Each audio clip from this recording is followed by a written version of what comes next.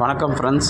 சிங்க்கு waste hose பாருங்கள் எந்த இடத்துல கொடுத்துருக்காங்கன்னு. சிங்க்கோட கார்னரில் கொடுத்துருக்காங்க. அது செவுத்தில் உட்காந்துட்ருக்கு. அதனால் நம்ம செவுத்தை கொஞ்சம் உடச்சி அதுக்கப்புறம் பாருங்கள் ஃபிட்டிங் பண்ணியிருக்கோம். எப்படி பண்ணியிருக்கோன்னு வேலை எல்லா வேலையும் ஒரு சில வேலை ஈஸியாக தான் இருக்கும், ஒரு சில வேலை கஷ்டமாக இருக்கும்.